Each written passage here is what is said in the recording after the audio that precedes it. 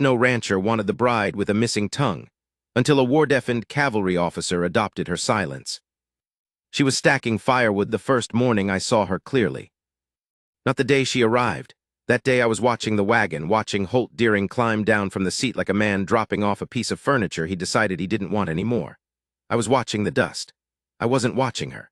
But the next morning, before the light was fully up, she was at the woodpile beside the barn, and she was stacking with a system. 2 logs horizontal, 1 diagonal, another horizontal, some geometry she'd worked out, some way of making a wall out of chaos. And her hands moved without hurry, like she decided exactly how long this would take, and she was fine with it.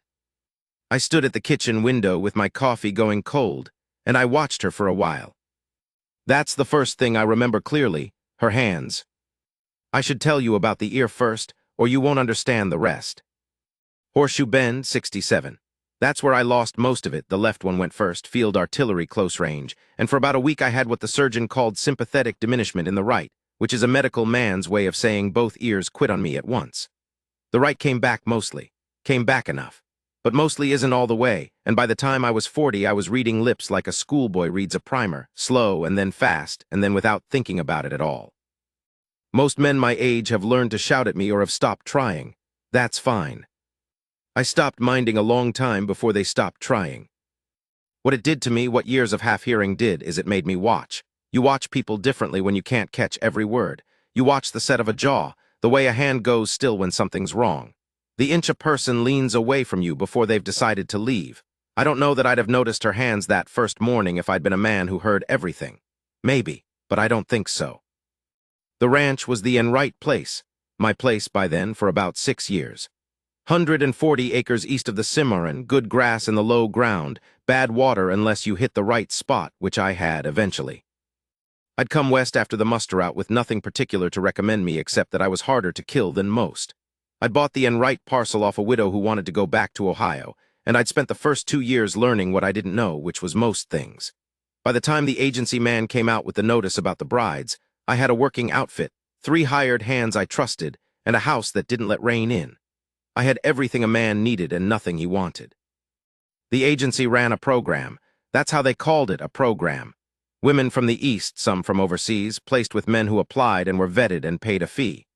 The idea was good order on the frontier, stable households, Christian domesticity. I filled out the paper because Jed Harlow, who ran the feed store in Cimarron, told me I looked like a man who was getting old alone and that this was stupid, and I told him I'd fill out the paper to shut him up. And then I filled it out. I told you about the ear on the form. I put it plain. Left hearing substantially impaired, right hearing diminished. I said I was 43, that I had the ranch and a sound house that I could provide. I said I had a temper when provoked, but that provocation took some doing, and I'd never raised a hand to a woman or an animal. I didn't hear back for 4 months. Then I got a letter from a man named Holt Deering who said he was acting as agent for a woman named Nora Callum, formerly of Abilene, currently in his care, and that she had a situation that might suit my own. He wrote it like a business proposition. He said she was 28, capable, good with a house and a garden. He said she'd been previously placed with a rancher south of Dodge who had released her from the arrangement. He said she could not speak. He said he was being frank with me because he had found most men returned her, and he was tired of moving her. He had found most men returned her. I read that twice. Then I wrote back and said I'd take the meeting. I want to be straight about something. I didn't take the meeting out of charity. I knew that about myself even then. I took it because I was curious, because a woman who couldn't speak and a man who couldn't hear seemed to me like a problem that might have an answer, the way 2 broken fences sometimes make 1 working gate. I'm not saying that's a noble reason. I'm saying it's the true one. Deering brought her in a wagon from Cimarron on a Tuesday in October. The grass was going yellow. There'd been a first frost the week before, and the air had that edge to it, cold coming off the flats, smell of dry earth and something burnt from a brush fire somewhere east. I was standing in the yard when they pulled up. She climbed down without help. That's the second thing I remember clearly, right after her hands. She didn't wait for Deering to come around. She climbed down on her own, and she stood in the yard and she looked at the house. Not at me, looked at it the way you look at a place you're trying to read, trying to decide something about. She was wearing a dark wool coat, too thin for the weather, and her hair was up but the wind was pulling it loose at the sides. and she just stood there reading the house. I watched her read it. I didn't say anything. Deering was talking. I caught some of it, something about the terms, the fee he'd already received, the arrangement's conditions. I let him talk. I was watching her. After a while, she looked at me. Directly, both eyes, none of that sideways approach. She looked at me the way she'd looked at the house, appraising, deciding. No smile, no apology in her face. Just a frank look, and then the smallest nod, like she'd made up her mind about something and was letting me know. I nodded back. Deering kept talking. I don't know the whole story of what happened to her tongue. I know she was 11 when it happened, that there was a man, and that the man was gone now in the permanent way. I know this because she told me eventually in her way. She wrote some things down. She had a small slate she kept in her coat pocket, gray slate, white chalk, and she'd write and show and then wipe clean. She signed some things too, a rough home-taught sign language, not the formal kind, just gestures she'd invented over years of making herself understood. And she told me things with her face and her hands that I understood, because I'd been reading faces and hands for 20 years. But I didn't know any of it that first day or the first week. That first week was just two people learning the dimensions of a shared space. She took the back bedroom. I'd cleared it out, put in a good bed, a washstand, a lamp. She spent the first morning in there and I didn't bother her. I went out to the near pasture and checked fence and thought about what I'd done and whether it was the right thing and decided there wasn't much point in deciding since it was done. That evening she made supper. I didn't ask her to. I came in from the pasture and smelled something and went to the kitchen and she was at the stove. She'd gone through the pantry, she must have gone through it while I was out, and she'd found the beans and the salt pork and she had cornbread going and the beans on low, and the kitchen smelled like a kitchen is supposed to smell. I stood in the doorway for a moment. She had her back to me. She didn't turn around, but I saw her shoulders change slightly. She'd felt me come in, probably a vibration in the floor, maybe just some draft off the door. Her shoulders just settled a little, like she'd accounted for me. I sat down at the table. She brought the food without being asked, and she sat across from me and we ate in silence, and it was the most comfortable meal I'd had in 6 years. The first hard thing was the hands. Other men's hands, that's what I mean. Burl Caffrey came by on the third day, which was no coincidence. Burl ran about 400 acres to my north, and he liked to know things about his neighbors, and he had a way of riding over to borrow something whenever there was something to know. He came to borrow a draw knife, which he didn't need. He stood in my yard, and he looked at Nora where she was hanging wash, and he talked at me, and I caught most of it because I was watching his mouth. But even if I'd missed the words, I'd have read the meaning in the way his gaze kept going to her. He wanted to know about her arrangement. He used words like situation and placement, which were the polite version of what he meant. What he meant was, is she your woman? Is it settled? Can I get a look before it's decided? I told him the draw knife was in the barn and he was welcome to it, and I walked away. I don't know what my face did. My face has been told it does things I don't intend. But Burl got his draw knife and left and didn't come back for a while. That evening Nora was at the kitchen table when I came in, and she had her slate, and she wrote something and turned it toward me. The man who came. I looked at the words, then I looked at her. She made a small gesture with her hand, not the elaborate signs she used for complex things, just a motion, something between a question and a statement. She touched the side of her jaw, quick, the way you'd indicate a face, and then she tilted her head just a little, asking about him, or asking how I'd handled it, or asking if she needed to worry. I said, he's nobody. He's my neighbor and he's the kind of man who counts other men's property. I told him the draw knife was in the barn and that was the end of it. I watched her face as I said it. She watched my face. There was something in the way she did that, watched my mouth without being obvious about it, reading me, that I understood viscerally because I did the same thing. We were both reading in the same way. She picked up the chalk and wrote, he'll come back. Probably, I said, that's fine. She looked at me for a moment, then she wiped the slate clean. There are things I should tell you about the days before I tell you about what they built into. She was methodical. Everything she did had a system, the woodpile with its geometry, the kitchen organized just so, the garden she started in the fall even though there'd be no harvest until spring. She planted garlic, and she planted it in rows that were exactly right, pressed into the cold ground with a precision that wasn't fussiness but something more like respect. Like she was saying, this ground is going to do something for me next year and I'm going to treat it accordingly. I found myself watching those rows one afternoon, standing at the edge of the garden, and I thought, this is a woman who believes in next year. After whatever happened to her, after being returned by whoever returned her, she still planned for next year. That said something. I didn't tell her what I thought, but I watched her more carefully after that. Not in the way Burl Caffrey watched her, I want to be clear about that. I watched her the way I watch the weather coming off the plains, the way you watch a thing you're learning to read. Useful watching, respectful watching. She noticed everything. One afternoon about 2 weeks in, I was at the table with the ranch ledger, working out what the winter would cost, whether I could afford to re-roof the bunkhouse before the snow came or whether that had to wait for spring. She came in from outside and went to the stove and poured water for tea, and then she came and sat across from me without being invited, and she looked at the ledger for a moment, and then she held out her hand. I looked at her hand. She tilted her head. Just a little, come on then. I gave her the ledger. She looked at it for about 5 minutes. She turned the pages with care. She had a sharp face when she was concentrating, not harsh, just focused, the way a hawk is focused when it's looking at something from up high. Then she pulled her slate over and wrote a number. She turned it so I could see. It was the bunkhouse number, the cost I'd been working toward. She'd done it in her head. I looked at the number, I looked at her. I said, that's about right. And then I said, what do you think about the timing? She wrote, after the new year. The cold will seal the pitch better. I hadn't thought about the pitch. She was right. Cold set pitch lasts longer. I said, She wiped the slate clean and went back to her tea. I went back to the ledger. But now I was thinking about her, about whatever life had built this woman, a woman who'd been returned, discarded, carted from place to place like damaged goods, and who'd kept right on learning things, kept right on storing up knowledge, kept right on planning for next year. Whatever broke her once hadn't broken the rest of her. Some kind of spine in her that didn't bend. The town of Cimarron thought things. Towns always think things. I'd been in enough of them during the war and after to know that a town is just a collection of people with time to notice each other's business.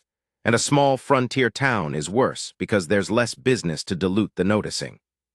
Cimarron had maybe 400 people if you counted the ranches on the near side of the river. And by the end of October it knew I had a bride at my place who had no tongue, and it had opinions. I went in for supplies on a Saturday 3 weeks after she arrived. I took the wagon, which meant I could bring back a full load, flour, salt, some lamp oil, wire for the south fence. I didn't take Nora that first time. I wasn't sure what she wanted to do about town, and I hadn't asked her yet. I went alone. 3 different men mentioned her. One of them, Ash Greer, who ran the dry goods, was at least decent about it, just a question, more or less. How are you settling in? How is the arrangement working? I said it was working fine. He nodded like he wasn't sure he believed me, but was willing to wait. The other 2 were not decent about it. I'm not going to repeat what they said because what they said was ugly, and the men who said it have been ugly their whole lives, and there's no point putting ugly things into good air. But I heard enough of it, read enough of it off 2 sets of moving lips, to know what they thought about her. What they thought about what had happened to her, why it had happened, what kind of woman that made her. I want to tell you what it is, to hear a thing like that when you only catch most of the words. You'd think it would be softer, catching half of something ugly, but it's not softer. What it is you get the shape without the specifics, the outline of the thing, and the outline is usually the worst part. The detail sometimes gives a man an excuse. Maybe he was clumsy, maybe he didn't think, maybe he meant something more ambiguous. But the outline is always clear. The outline is always what it is. So I got the shape of what they thought. A woman marked and returned and placed again, passed from hand to hand like a note no one wants to sign. That's how they framed her. And underneath it was the oldest ugly judgment, the one that blames a woman for the violence done to her, the one that says a thing broken must have invited the breaking. I understood the shape of it clearly, every word. I paid for my supplies and loaded the wagon and drove back. The ride was 40 minutes. I spent most of them looking at the road and not thinking too clearly, which is what I do when I'm angry in the way that needs to cool before it's safe. The country out there in October is beautiful in the way that plain places are beautiful, the grass going gold and the sky enormous and the light flat and clear. I usually noticed that. That day I mostly looked at the road. I came home and I was quiet over supper, and she noticed immediately. She waited. I ate my food. I was working out whether I had the right to be angry on her behalf and what that anger was for and what it was supposed to do. Anger is easy. I'd been an angry man for a long time after the war, that cold, steady anger that lives in your chest and keeps you warm but burns everything around it. I'd mostly burned it out. But it came back that evening, looking at her sitting across from me eating the food she'd made, not knowing what I'd heard, not knowing the names they had for her. After supper, I said, "I heard some talk in town today." She looked at me. I said, "About you, some of it wasn't decent." I paused. "I want you to know I don't hold any of it, none of it. Whatever they think about what happened to you or what it makes you, that's their thinking and it's wrong." I watched her face while I said it. What I was looking for was, I don't know exactly, some signal of what she needed me to do. Whether she needed a fight or a comfort, or just to have it acknowledged. What I got was complicated. Her face went through several things quickly, the way a fast current goes over rocks. There was a flash of something old and painful, old as the injury itself, a reflex she couldn't stop, and then over it came something harder and steadier, and then at the very end, so quick I'd have missed it if I hadn't been watching the way I watch, something that might have been relief, small as a candle through a keyhole. But there. She picked up her chalk, she wrote on the slate, and she showed it to me. I know what they say, I've heard it my whole life. I stopped carrying it. I looked at those words for a while. Then she wrote, "You don't have to fight it either." I said, "What if I want to?" She looked at me. Something in her eyes that wasn't quite a smile, wasn't quite amusement, was something quieter and more complicated. She thought for a moment, and then she wrote one more thing, and she pushed the slate across the table to me. "Then be useful about it." I thought about those words for a long time afterward. Be useful about it. She didn't want a champion. She'd had enough of men deciding on her behalf what her story meant and what she was owed and what they were going to do about it. What she wanted, what she'd apparently never quite had, was someone who would simply stand next to her and be solid. Be useful. Be there. I understood that. I understood it in my chest, the way you understand things that match some part of your own experience, even if the experience is different. Because I'd had people fight for me too, during the war, men who made a loud noise about my ear, who went around telling other men that I was fine, I was capable, I could still lead. And every time they did it, it made me smaller. Every defense was a reminder that I needed defending. What I'd wanted, the thing I never said out loud to any of them, was for someone to simply act like I was whole. To not notice. To just work beside me like the ear didn't matter. She wanted the same thing. That was the first time I thought, we understand each other. November came with gray skies and mud and a norther that hit on the second weekend and dropped the temperature fast. The hands took shelter in the bunkhouse, and I checked the stock, and Nora made soup. Actual good soup with dried venison and root vegetables she'd stored from somewhere. I didn't know where she'd gotten them. She'd made some arrangement at the dry goods in Cimarron on the one trip she'd taken with me. Some exchange I'd paid for without knowing the details, and now there were root vegetables. The ranch was quietly becoming more than it had been. She didn't ask permission for any of it. She just did things, and the ranch was better for them. I noticed.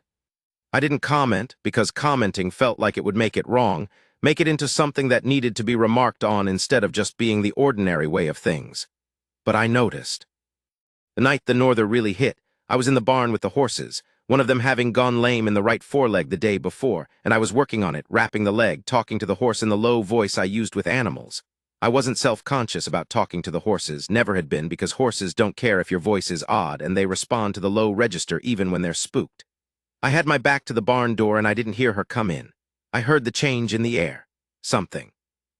The way the cold shifted when the door opened and then closed. I didn't turn around right away because the horse was still restless. I kept working, kept the voice low. The horse settled after a minute, and I finished the wrap, and then I turned around. She was standing near the door, not close, giving the horses room, and she was holding a lantern, and she was watching me with the horse. Just watching. She had a coat on over her nightgown. She'd come out in a hurry. Something must have woken her, probably the wind, and her hair was loose, and she looked young and cold, and she was watching me talk to a horse in the way people watch something they didn't expect. I said, "Come to check on the horses." She shook her head. "Check on me." A small pause, then she nodded. I looked at her for a moment. "I'm fine, the horse has a bad leg." "I'm managing it." She looked at the horse. She looked at me. She came closer, slowly, giving the animal time to register her, and she held the lantern up a little so I could see better what I was doing, and then she just stood there, holding the light. I turned back to the horse. She stood there holding the light until I was done. We walked back to the house through the wind, and neither of us said anything, and it was fine. It was more than fine. It was the kind of thing that doesn't have a name in regular speech. I thought about it for several days after. December, harder cold, shorter light. The hands went home to their families for Christmas week, and I was alone with the stock and with Nora. We had a particular quiet that week that was different from the usual quiet. A whole week of no other voices, no one else's business, just the ranch and the animals and the two of us and the cold. I'd been alone for years, winters especially, but this was not that kind of alone. This was something else. The house had weight in it. Something that lived in the smell of her cooking and the sight of her coat on the hook by the door and the chalk dust on the kitchen table from whatever she'd been writing. Christmas Eve we sat by the fire after supper. I had a copy of Hawthorne I'd been meaning to read for 2 years, and I took it out and she had some mending. We sat for an hour. The fire was good and the wind was outside where it belonged. At some point she stopped mending and she was just sitting, looking at the fire. I was watching her face over the top of my book, not reading. The firelight was doing things to her face that the daylight didn't do, softening it, taking out the watchfulness, leaving something underneath that was quieter and somehow sadder and more beautiful than the practical daytime face. This was the face she had when she wasn't working, when she was just being. I thought, who knows this woman? I thought, almost nobody. She's been passed around from one arrangement to the next, looked at and talked about and moved along, and almost nobody has sat with her on a winter night and seen this face. Almost nobody has been still long enough. Almost nobody had the patience or the reason to wait out the practical face and find the quiet one underneath. I thought, I'm one of the only ones. I don't know what I looked like in that moment. Something must have changed in my face because she turned from the fire and looked at me, and she held the look for a second, and then she tilted her head just that small degree, the question she had that needed no words. What? I said nothing, just glad you're here. It came out plainer than I meant it, plainer and more direct and more honest than I usually spoke about anything. I felt my face go slightly warm. She looked at me for a moment. Then she picked up her chalk and she wrote something carefully on her slate, and she held it up for me. Me too. 2 words. She held the slate up and she looked at me from behind it, and then she lowered it and she was looking at me directly, and her face had the firelight on it, and she was not smiling exactly, but there was something in her face that was as close to a smile as she let herself get, not just the corners of the mouth, the whole face, something that reached her eyes and lived there, warm and steady and real. I looked at her for a moment. Then I looked back at my book. I didn't read a word of it for the rest of the evening. I should tell you something that happened in January, before the bad cold hit. One of the hands, a young man named Potts, good worker, not much for thinking, was in the kitchen one afternoon getting his midday meal when Nora came in from the root cellar with a crate of things she'd stored down there. He looked at her, the way hands sometimes look when they think the boss isn't watching, and then he turned to me and he said something while she was still in the room. I got most of it. He was asking, not unkindly, he was a young man and didn't know better, about whether it was strange, the arrangement, whether it bothered me, whether I wished she could talk. I looked at him for a moment. I said, do you know how many words I miss in a day? Potts blinked, he hadn't expected that. I said, half, maybe more if it's noisy. Maybe more if a man turns his head or drops his voice. I've been rebuilding sentences from partial words and guesswork for 20 years. What that means is I've spent 20 years paying attention to everything else. The face, the hands, the body, the eyes. The parts that are honest, because most people don't bother lying with their hands. They lie with their mouths just fine. Potts was quiet.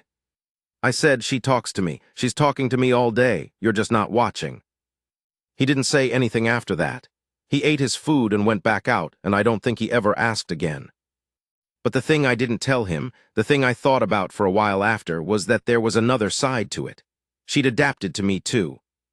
She'd noticed, not long after she arrived, how I positioned myself in a room, always with my good ear toward the action, always with a clear sightline to whoever was speaking. She'd started, without saying anything about it, sitting on my right side at the table, standing to my right when we were outdoors and talking. She'd moved herself silently into the place where I could hear her. She hadn't made a thing of it. She hadn't mentioned it or asked if I'd noticed. She'd simply done it the way she did everything, found the practical solution and applied it without drama. But I'd noticed. I noticed the day she did it, and I'd thought about it, and I hadn't said anything to her either, because saying something would have made it into a negotiation when what it already was a kindness.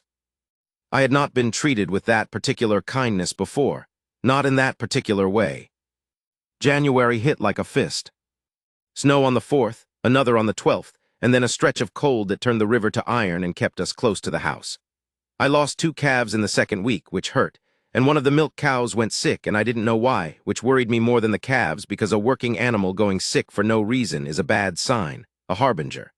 I spent 2 days with the cow, watching her, trying to figure it out. Nora came out both days. She didn't pretend to know more than she did about cattle.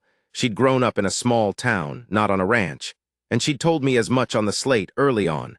I know houses and gardens and figures. Animals I'm learning.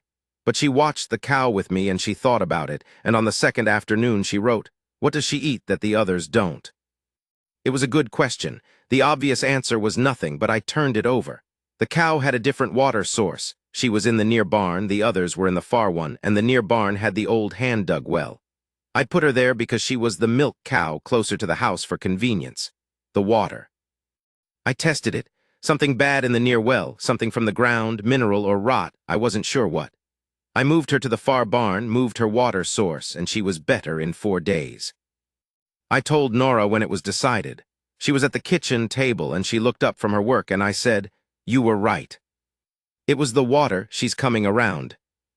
She looked at me for a moment, then she wrote on the slate, turned it. I only asked the question. I said the question was the thing. She thought about that, then she erased it and wrote, "Good." Around that same time, late January, the weather still hard, I came in from the barn one afternoon and found her sitting at the kitchen table with a letter. She was reading it. She had it flat on the table in front of her and her hands were in her lap, not touching it, just reading. Her face was still, the kind of still that's working hard. I stood in the kitchen for a moment. I got a cup of coffee. I sat down across the table, not at my usual place, 1 chair over, so there was room between us. I didn't look at the letter. I looked at my coffee. After a minute, she folded it up. I didn't ask. I'd learned not to ask with her, not directly, not right away. She'd tell me what she wanted to tell me. She held the folded letter in both hands for a moment, looking at it. Then she set it on the table between us and she picked up her chalk and she wrote, "It's from his family. The man who..." She stopped, she wiped that and started over. "The man in Abilene. His family wrote to say he's dead. Fever last summer." I looked at those words. I said, "When did the letter arrive?" 3 weeks ago. I couldn't. She wiped it. I didn't know how to. She stopped writing. She just looked at the letter. I looked at it too for a moment, then I looked at her. I didn't say, "I'm sorry." I didn't say he deserved it. I didn't say, "That must be a relief." All of those were true in different ways, and none of them was the right thing, and she didn't need me to say any of them. She'd had 20 years of people saying the things they thought they were supposed to say. I said, "Is there anything you need to do about it?" She looked up at me. I said, "Anything you need to handle, anyone you need to write to, anything you need from me." She shook her head slowly. I said, "All right." I drank my coffee. She sat with the letter for a while. After a time, she stood up and she went to the stove and she opened the door of it and she put the letter inside and she closed the door. She stood there for a moment, not watching it, just standing. Then she turned around and she looked at me across the kitchen. I looked back. What was on her face was not relief exactly, though there was something of that. What was mostly on her face was tired. The particular tired of a thing that has been carried for a long time and is now, finally, set down, not resolved, not healed, but done. Finished in the most basic sense, done now and nothing left to do. She looked at me for a long moment. Then she did something she'd never done in daylight, standing up, in the ordinary kitchen in the ordinary afternoon. She came around the table and she stood next to my chair and she put her hand on my shoulder, just rested it there. I put my hand over hers, the same as I had in the wagon the day we married, turning my hand so it could hold hers properly. We stayed like that for a minute, maybe more. The stove made its sounds, and the wind was outside, and the afternoon light was gray through the window, and her hand was in mine, and that was the whole world for that minute. Then she patted the back of my hand once, and she went back to whatever she'd been doing before the letter, and I went back to my coffee.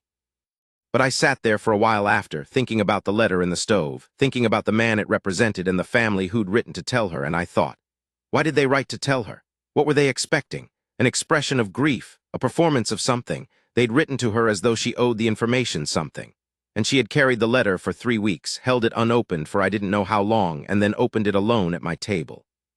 I thought about all the weight a person could carry without making a sound, without making any sound at all. I thought, I'm going to spend the rest of my life being the kind of man she can set things down in front of, not the kind of man who makes her carry them, the kind who she can put the letter on the table between and who will just sit there and drink his coffee and not require anything of her. I thought I want to be useful about it, in the way she meant. The question was the thing. I found myself thinking about that in the weeks after because it was true in a way that went beyond the cow. Questions are the thing. The right question at the right time from the right person is worth more than 10 solutions. And she had a gift for the right question. She'd ask, in her way, through the slate or through the gesture or just through the look, the question that cut to the actual center of a thing. Not making you feel stupid for not having seen it. Just holding it up for you to look at. I'd never had that from anyone. Not from my commanding officers, not from the men I'd served with, not from my mother or the one woman I'd been close to before the war. Not from anyone.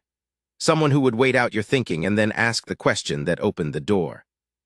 I was 43 years old, and I didn't know what to do with it except be grateful. February was when Burl Caffrey tried again.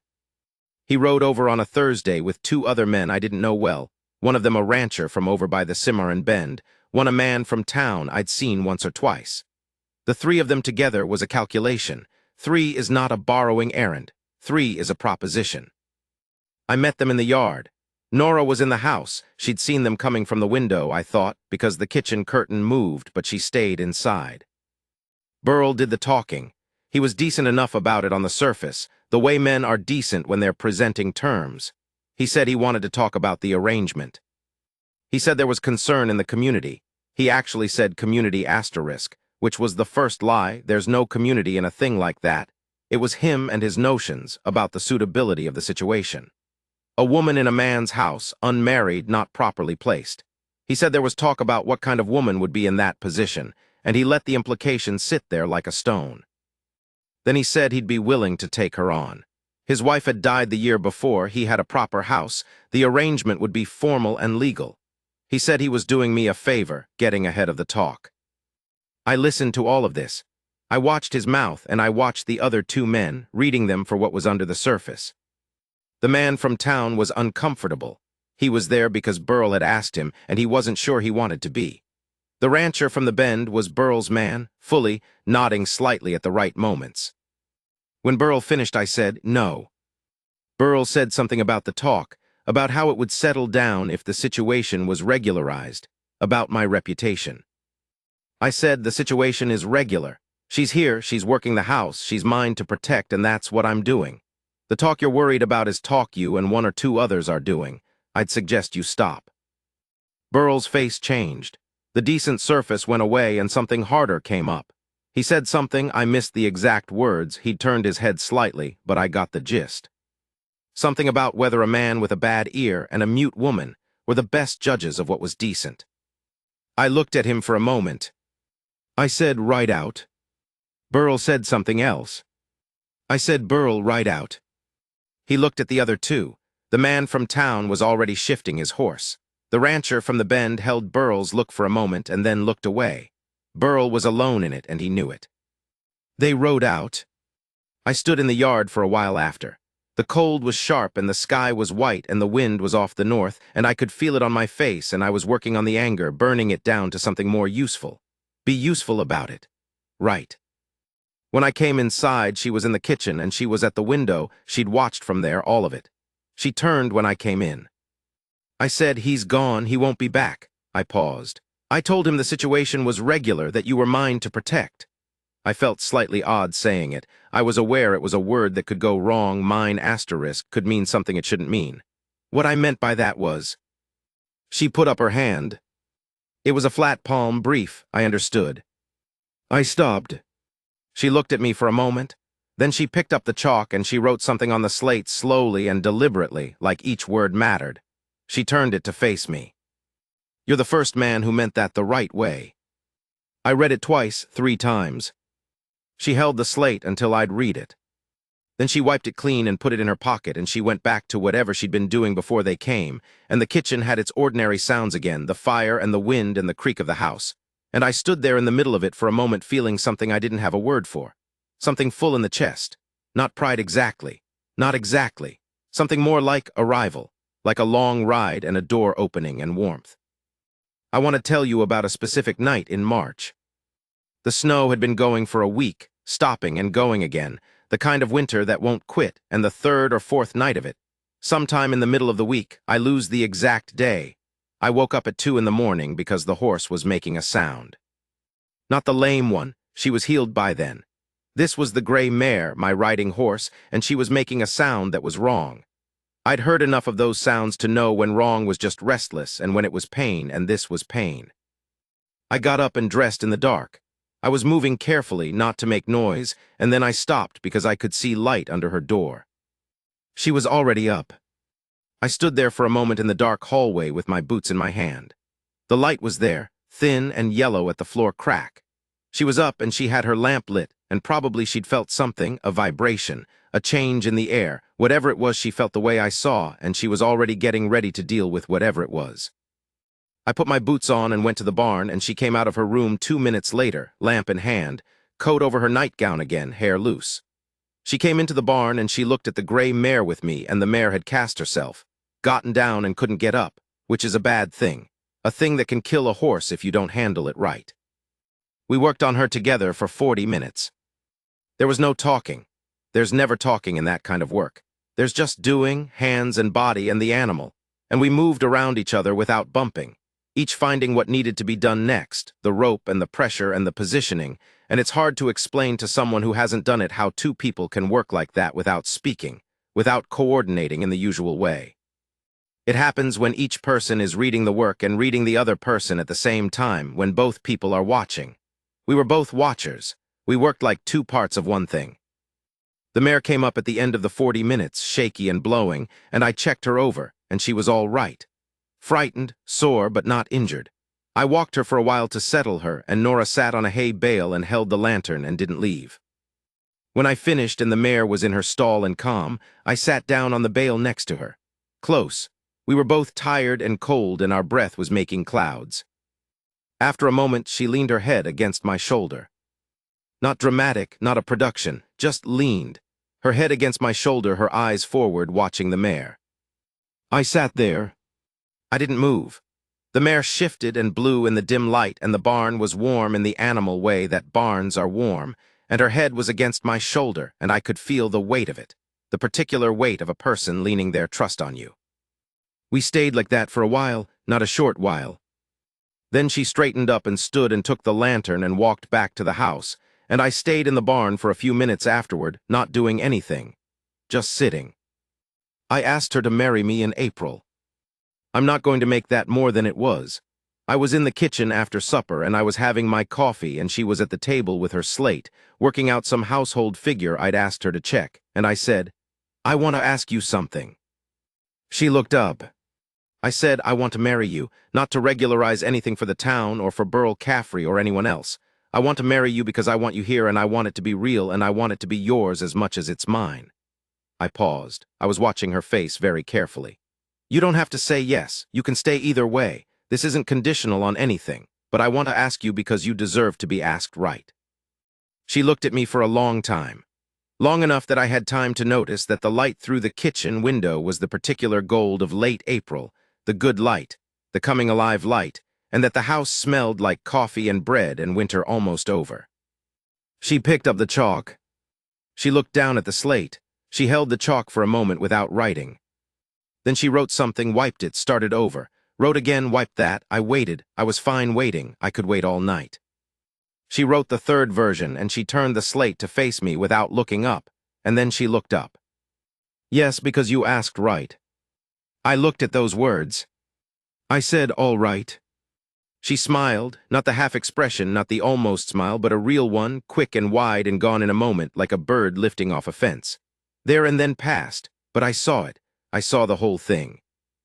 There were 3 weeks between that evening and the Saturday in May. I've thought about those 3 weeks more than you'd expect, given that nothing dramatic happened in them. No crises, no confrontations. Just the ranch in spring, the mud giving way to solid ground, the grass coming back, the work of the season. What was different was the quality of things. That's the only way I can say it, the quality was different. The mornings were different, not in how they looked or what we did in them, but in something underneath. The way the house felt when I woke up in it, settled, like a thing in its right place. She'd taken the arrangement seriously from the first day. She'd never been careless about it, never treated the house like a temporary shelter or the work like something she was enduring. But after the yes, there was something that changed in how she moved through it. Some last small hesitation dissolved that I hadn't known was still there. She moved through the house like it was hers because it was now, and there was no word for the difference except that it was there. I noticed it first at the kitchen window on about the third morning. She was looking out at the yard the way she often did, coffee in hand, reading the weather or the light or whatever it was she read when she looked out that window. And there was something in the set of her shoulders that was new. Not the working shoulders, the capable, competent posture she wore all day. Something looser. Something that had put down a weight I couldn't name, because she'd carried it quietly for so long I'd learned to see it as part of her shape. I was looking at who she was when she wasn't braced for the next thing.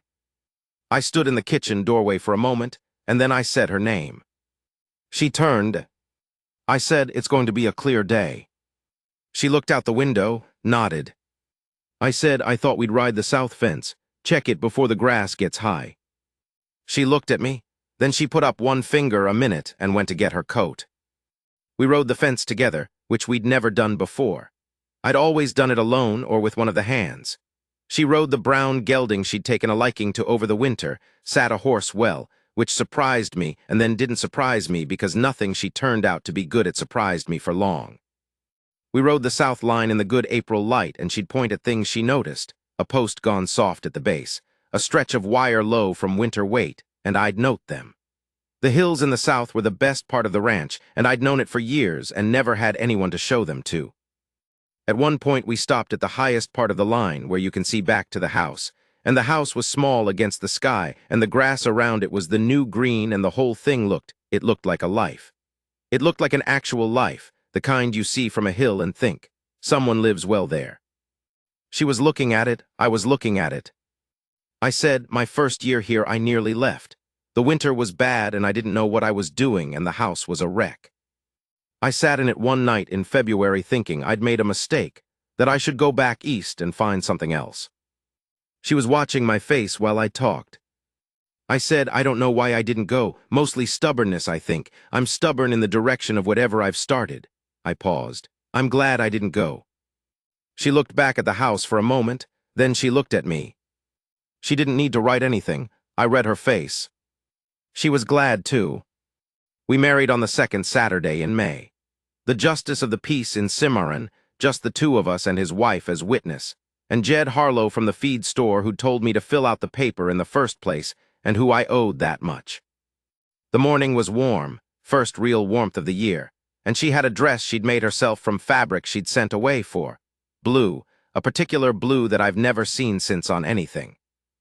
Jed shook my hand afterward, and he looked at her, and he said something to me, and I caught most of it.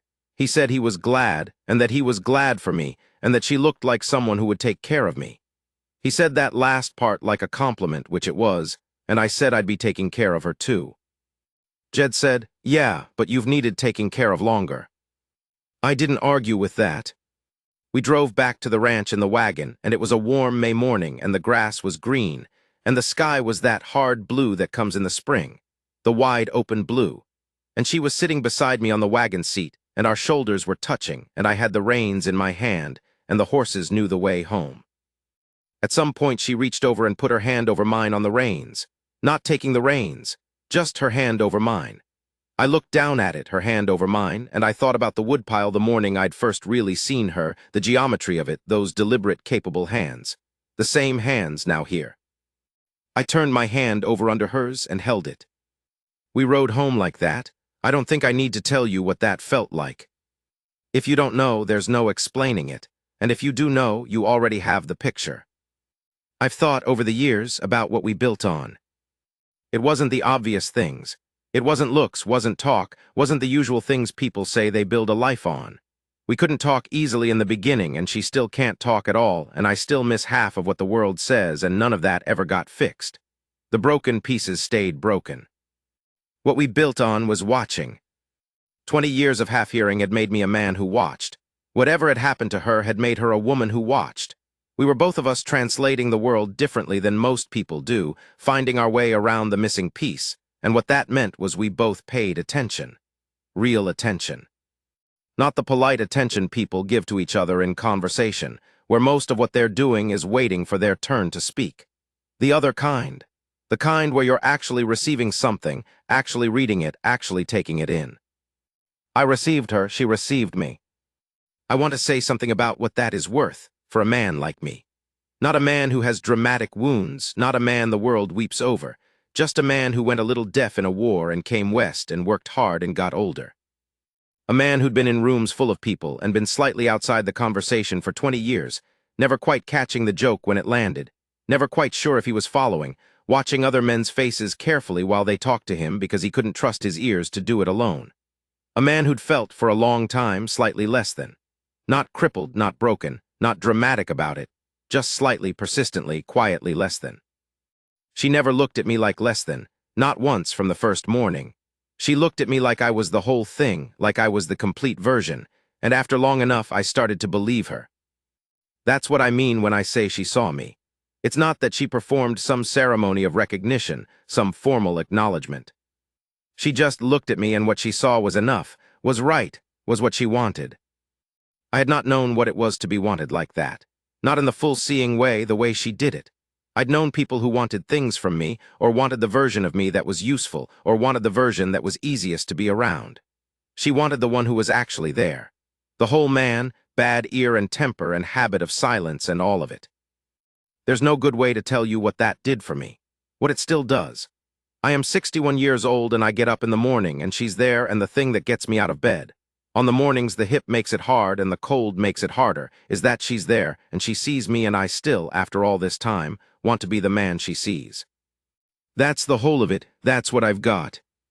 I received her, she received me. That's the whole story, if I'm honest. Everything else, the firewood and the ledgers and the gray mare and burl Caffrey in the yard and the cold barn in March, all of that was just us, building a life out of watching each other clearly. Out of two broken hearing missing pieces, finding a frequency between them that worked. There's one more thing I want to tell you. It's small, but it's the truest part. It's a Tuesday morning, maybe 8 years in. I'm at the kitchen table with my coffee and she's at the window with hers, and she's watching the first snow of winter coming down in the yard. The light is gray and soft and the flakes are big, the fat kind, and they're coming down slow. She has both hands around her cup. She's watching the snow and she's not thinking about anything in particular. I can tell because her face has gone to that place it goes when she's not on guard, the face I first saw on Christmas Eve by the fire, the quiet face, the one underneath. And the light is coming in gray through the window and it's in her hair, and she looks, I can't tell you what she looks like. I don't have the right word for it. Good. She looks good in the old sense of the word, the serious sense, the sense that means right and honest and whole. She hasn't looked at me. She doesn't know I'm watching. She's just at the window with the snow coming down and her hands around the cup. I watch her for a minute, 2 minutes. The snow keeps coming. Then she turns from the window and she looks at me, and she sees that I've been watching, and she sees something in my face that tells her the nature of the watching, and for a moment she just holds my look. She lifts her cup slightly, just a fraction, like a toast. I lift mine. That's it, that's the whole thing. No words, which is right because there aren't words for that either. Two people in a warm kitchen with the snow coming down, lifting their coffee cups to each other in the gray light. I've thought about that moment more than I can say. On the bad days, the ones where the hip goes wrong or the cattle prices collapse or I wake up at 3 in the morning for no reason, the way you do at my age, I think about that morning. Those hands around the cup, that small, unhurried lift. She saw me, she's seen me from the beginning. Not what she wished I was, not what I used to be, not what I might still become. Just this. Just what I am, and she lifts her cup to it. That's been enough. That's been everything. And